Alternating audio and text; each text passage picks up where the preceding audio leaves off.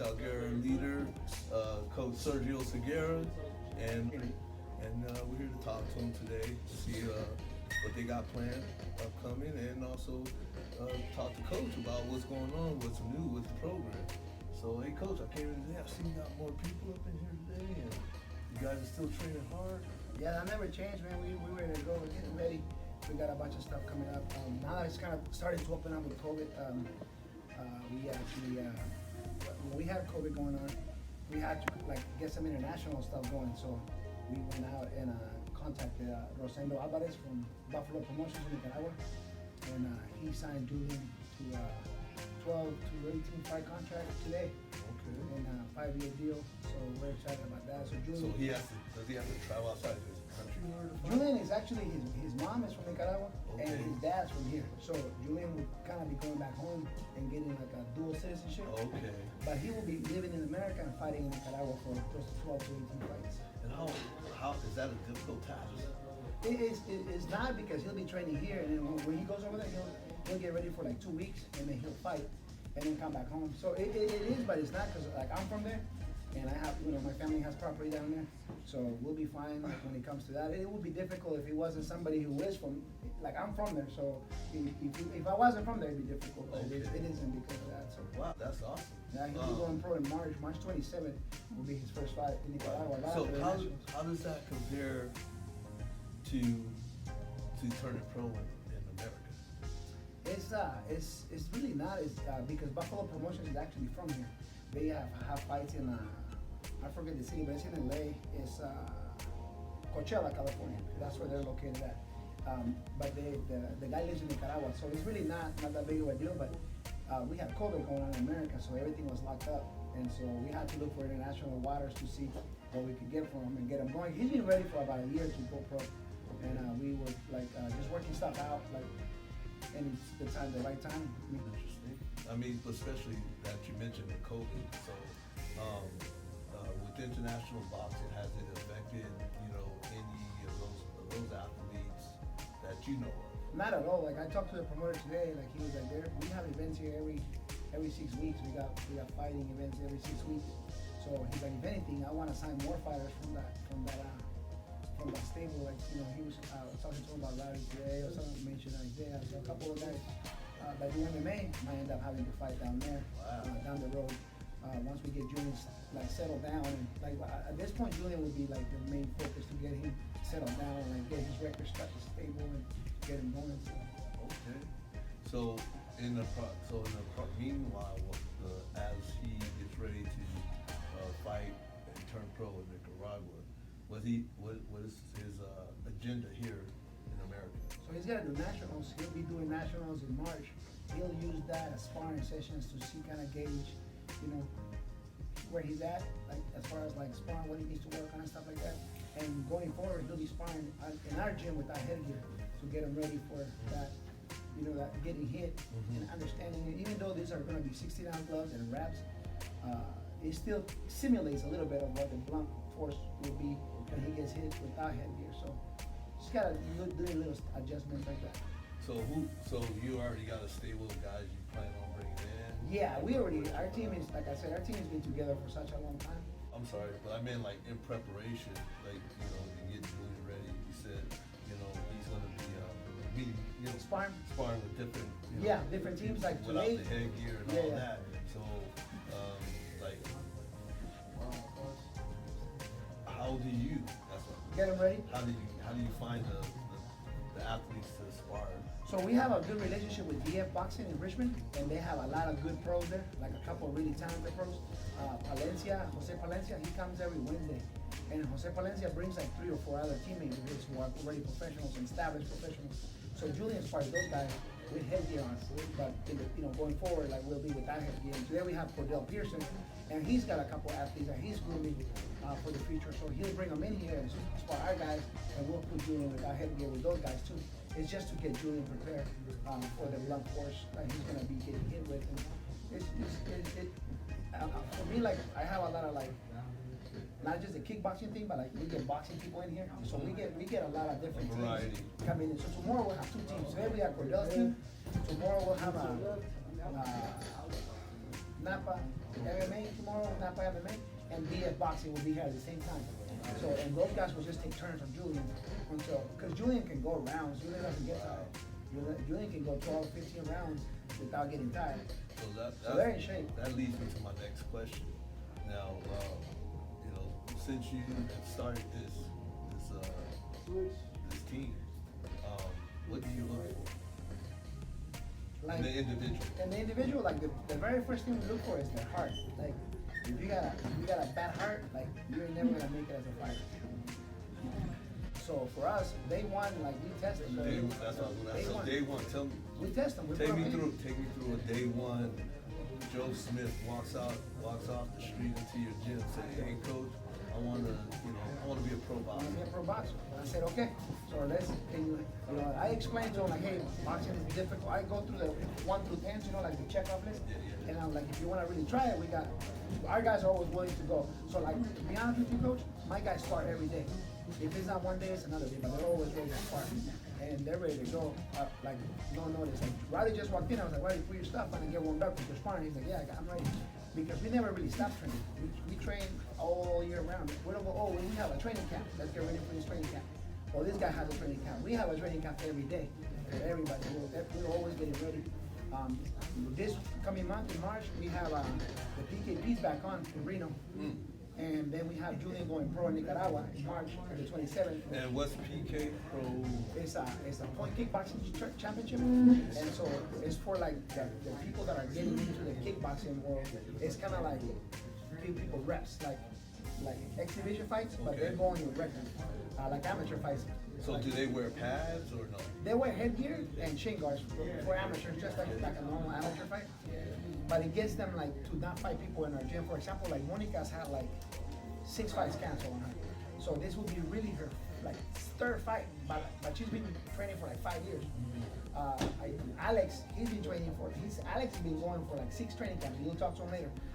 And he has every single fight canceled because some of it because of COVID, some because people backed out. Same thing with Isaiah, like they're ready to fight, but the COVID thing, like events got pushed back, events got canceled, people backed out, so stuff like that. So, so to get your athletes fights, is there like a data bank that you could look up and say, okay, I see there's a young lady in Milwaukee that how old was Monica's, I think 11. 11-year-old girl in Milwaukee. She's been having the same issue. Is there a possibility that you guys could link up to have a? Yeah, it's something similar. So like what happened in her case was like 2 teams that have like I would say like not a rivalry, but like a competition. Like it's kind of like a rivalry. I would say, yeah, it's a rivalry. And they were like, well, we have this little girl from X team, and you guys have this little girl from your team. Would they be willing to fight? I'm like, of course we're willing to fight. Even if they're like, say, so Monica 11, the girl's 13. Yeah, it's up to us, like what we do. Like for example, like Will's fought people. When Will was 12, he fought 14-year-olds and 15-year-olds all the time. Same thing with Monica. Monica is like a tough girl. Monica will fight anybody.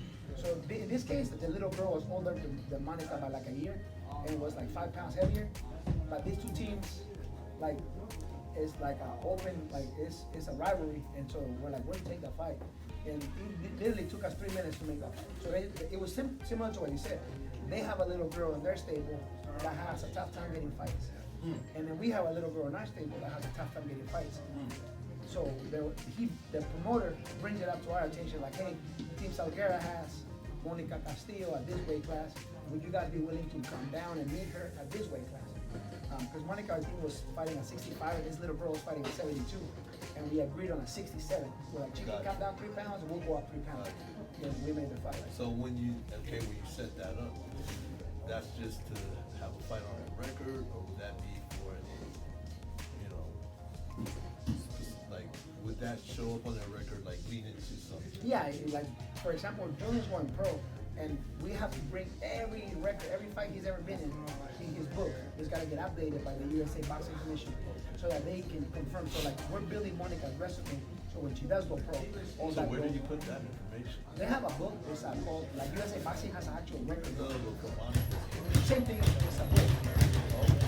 So have to be a part of an organization that maintains that. Like you said, USA Boxing will maintain, the boxers stuff. So who maintains PK? The IFK, so it's an International Kickboxing Federation. Okay. So it's all sanctioning bodies that keep track of it. Okay, so those organizations are governed by. Yeah. All right. And so they keep track of how many fights they have. But like when the COVID thing happened and the fight got canceled, Monica's happened to her so many times where she goes in a training camp, loses so much weight, gets ready to fight, and then they cancel last minute. She was devastated. She just came back yesterday, to be honest with you, she just came back to the gym. Well, I guess that would have to, you have to maintain their motivation. Yeah, right? so she was upset. Yeah. More than that, she was more mad that it happens to her all the time. We had a fight for her, people back out. Then we had a fight for her, COVID. Then we had a fight for her, somebody backed out.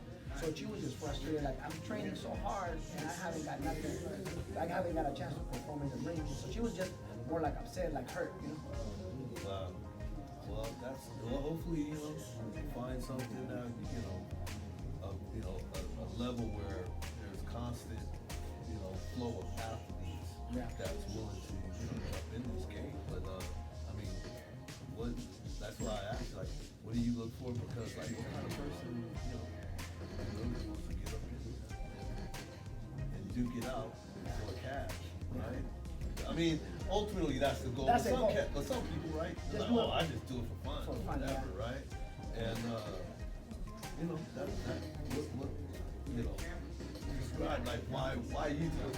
They're just natural born fighters. Like to be honest with you, like was it to like keep you like for example like me, right? I'm in bodybuilding, but I had a reason when I was younger. Yeah. Right? When I was younger because I wanted to be strong on the football field. Yeah. Right? Then it got to another, like I wanted to look good. Whatever. Then I wanted to, be Mr. San Francisco, whatever, right? So like what was your? I got into coaching when I retired from fighting because I had like 3 surgeries in my arm, and I got really depressed. I got to be like 280 pounds. I was eating myself to death pretty much because I was so depressed and I didn't get an opportunity to fight. And to keep kids off the streets, like I see like a lot of like so much talented people like end up in jail or end up getting shot or end up getting killed or end up being making bad decisions, being junkies or whatever. And I hate to see that. It's happened close to us, like it's happened really close to us too. Where we lost some people, like some of our fighters, and they like really struggling now, and so it makes it difficult for me to just turn my back on these kids. So I'm here to be honest with you, it's like to try to help the kids, the community, get back to my community in the sense like this is a place where all these kids from this area kind of get together, and this is a family. These kids are really close, man. Like this is the closest group of fighters I ever been around. These guys are literally like family. They are family. I mean, so that's really why I do it at this point. I don't do it because of money. I have a stable job. I have a stable career. I have a couple businesses that I run to. So I don't do it for money. I do it because it is a passion too. Like it's a passion for training. I never really wanted to be out of the fight game. I'll never be out of the fight game. If I'm coaching my son and I'm coaching my like in here, a lot of people think like, oh wow, everybody that trains in your gym is family. I'm like, nah, man, we just treat each other like family. They're really not my nephews, they're really not my nieces, but I call them nephews. I want them to understand, like, to me, they're family.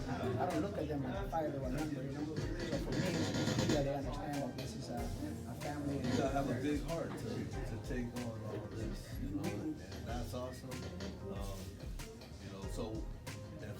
So how do they get in touch with you if somebody wants to be a part of Chiefs out here? They usually Roddy will bring somebody or they all have friends that like, oh man, you're doing so good. I'm so proud of you. Like, how can I become a part of this? And they'll like bring somebody in. But in here, like there's a few selected. Like this is a tough group. Like it looks like all real nice. And I'm glad you came because you're about to see like some live sparring. Like then you really see like it takes a special, different mental strength, different kind of strength to be in this team, to be in this group. This is tough people, and you're about to witness that.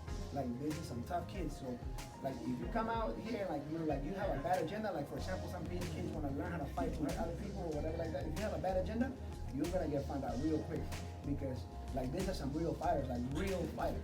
Like, from the littlest one, we just had a sparring session. I have a video. I'll show it to you later. 2 5-year-olds went 2 rounds, and I would pay to watch them fight. I would pay to watch them fight. It was like just phenomenal. But that's what I'm saying. These kids are fighting at 5 years old, live sparring. So like Like when you come to this gym, With form or just swinging no, wild? this is with form, movement, head movement, Wow. hitting. I mean, I see some impressive stuff on you know, the internet. on the pad work, you know, right? Right. But not when they're sparring. Like this is like Yeah. they're sparring each other with Okay. that. I mean, anybody can look good on the focus mix, Yeah, yeah. but it's on when they really fight and they're fighting each other. And I was, man, even me and Rowdy were like, man, I would pay to watch them fight. And they did it again today, and they got better. So every day they get better. So you gotta have a good agenda. Like you said, you gotta have a good heart because these guys help each other. Like this is family. Rowdy went through surgery. Had no surgery. We put him into spar. He got clipped in his nose. He was bleeding real bad. And Julian was like, I'm gonna pull him out. And that's Julian is 18 years old. Roddy's 29. So that's an 18-year-old looking out for his 29-year-old team. Nah, coach, I want to pull him out. Roddy was like, I don't want to come out. So you know, they love each other. Like this group, like they really love each other. It's a real family in here. So that's the way it kind of runs. Like if you're like not coming in here with that mentality, you're not gonna like. You can train, but you ain't gonna be like a part of You're not that. gonna feel a part of that That team. group. Got you. So, all right. So, March what? So we got March the 13th and the 14th. We got Monica, we got Gio, we got Summer, and we got Nestor, Aaron, Alex, and Isaiah all fighting. So that's 6-7 fighters. 7 fighters. And then in March we also have in Will. And then in March we got William and Julian in Nationals. So William will do PKP in Nationals. Okay. And then Julian in March 27 goes pro. And so we have a busy March. March will be a busy month for us. Like a real, and like I said, America's just opened up again. Like slowly they open up for COVID. So hopefully we get some fights over here in this area too that you can attend. Because I want to have you. Well, yeah, I already told, I already said we're gonna make plans to head out to Reno in March. Perfect. Yeah. I would love to have you come to a corner when we're doing MMA fights here and have you kind of document, you know, like, because you've been with us. Like, one thing that I want to let people know, like, this is, I didn't meet you just yesterday. Right. You know, I met you when I just had a pair of focus meets and we met at In Shape at a 24-hour fitness and I was training the moment, you know, so we go back. And that's the one thing I appreciate about you coming here. And I always want to hear from you. I always want to see how you're doing. Because you've been with us from day one, so it's not like I just met you all come to an interview, you know? Right. It's not No, that. no. It's like You got a good thing going, and I think, you know, our community needs to know about it. And that's, I just want to give you that exposure and hopefully Team Salguero grow. You send a good message, and, you know, I mean, I'm about the kids too.